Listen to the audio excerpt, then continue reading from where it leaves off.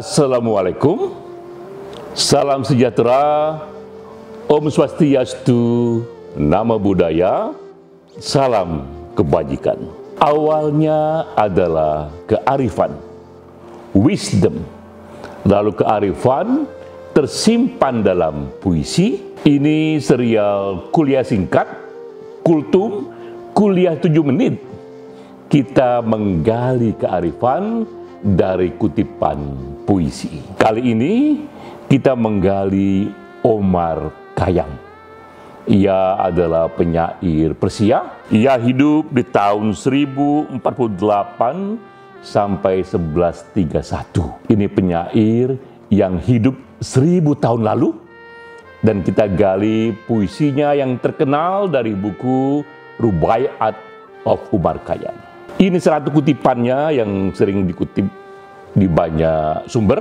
Telah kucari jauh di atas bukit, jauh di atas langit, di manakah sorga dan neraka? Terdengar suara teduh dan suci, sorga dan neraka tersembunyi di dalam hatimu sendiri. Bukan main. Ini sang penyair mencari sorga dan neraka jauh di atas langit tertinggi, dan ia menemukan, ia mendengar pernyataan bahwa sorga dan neraka ternyata tersembunyi di dalam hatinya sendiri. Apakah arti dari metafor ini? Apa yang bisa kita gali? Kearifan apa yang bisa kita dapatkan dari kutipan ini? Puisi adalah endapan batin sang penyair. Karena itu penting kita gali dulu riwayat singkat sang penyair, karena sangat mungkin kita temukan dalam hidupnya yang bisa kita gunakan untuk menafsir puisinya. Omar Khayyam ini tipikal penyair di zaman itu, dan penting bagi kita penyair di zaman ini untuk tahu bahwa di zaman itu penyair tidak semata penyair dan tidak penyair semata. Ia juga seorang ahli filsafat, ia juga ahli teologi, bahkan Omar Khayyam ia juga ahli matematika. Ia menemukan satu formula yang disebut cubic equation. Mereka yang mendalami matematika akan mengenal formula yang ditemukan oleh Omar Khayyam. Bahkan Omar Khayyam juga dia ahli astronomi. Ia menemukan yang disebut Jalali kalender. Ini kalender yang beda dengan zamannya, kalender yang bersandar pada peredaran matahari. Jadi kita lihat saat itu penyair pun mereka ahli matematika, mereka ahli pula astronomi. Dan kepada halayak ia katakan, kata Omar Khayyam, saya berguru kepada Ibnu Sina.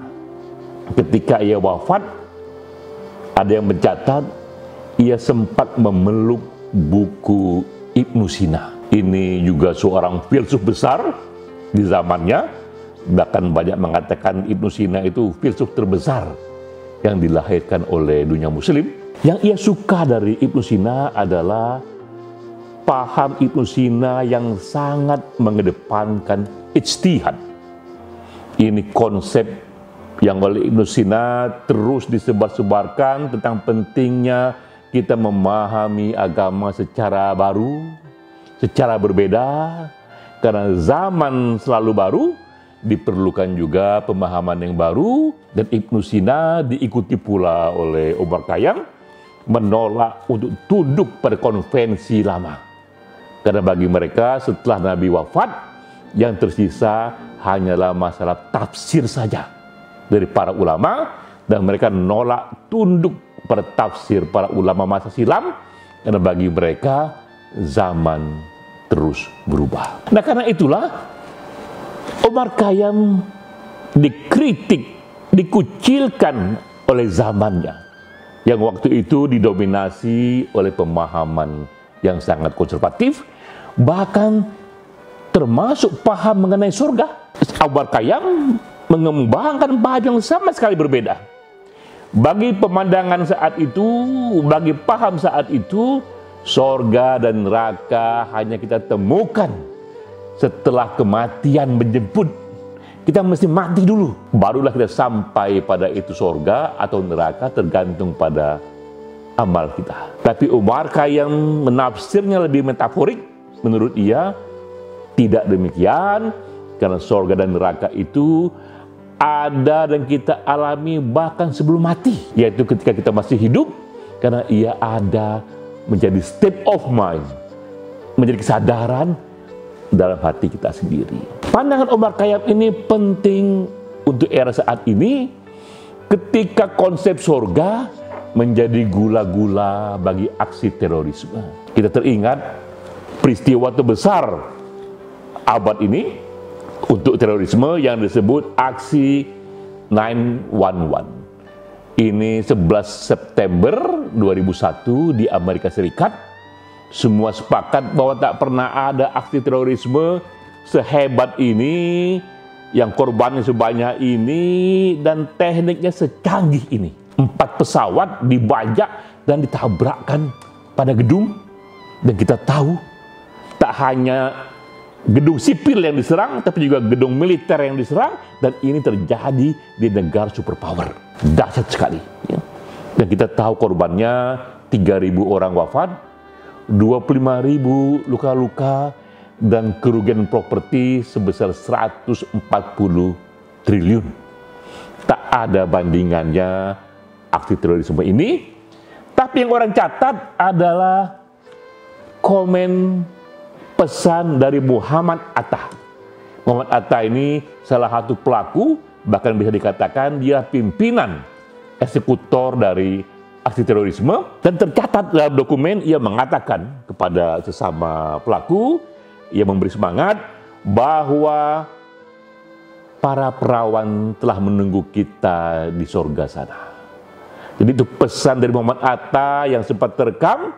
Ia katakan, jangan takut, karena sorga menanti kita dan para perawan menunggu kita di sana. Terjadilah begitu banyak perdebatan, ternyata betapa konsep sorga yang didapatkan setelah mati, apalagi dengan gula-gula, ada 72 perawan menanti, menjadi satu daya tarik bagi anak-anak muda.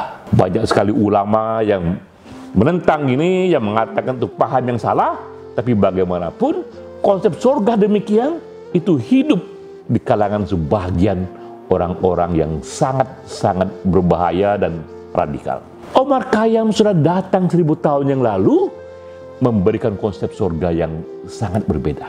Bagi Omar Khayyam, kita tak harus bunuh diri, bahkan tak harus mati dulu, tapi surga dan neraka itu dapat kita rasakan dalam hati kita sendiri, sangat tergantung dari state of mind, dari kesadaran yang kita kembangkan selama kita hidup. Inilah harta terpendam, inilah mutiara kearifan yang tersimpan dalam puisi Omar Khayyam, dan kita terpana karena ini ia katakan 1000 tahun lalu. Karena itu, dengan menghayati Omar Khayyam, kita ikuti dan kita renungkan seruannya, bahwa pentingnya kita rasakan, kita kembangkan state of mind, kesadaran yang penuh cinta, karena ketika itu dikembangkan,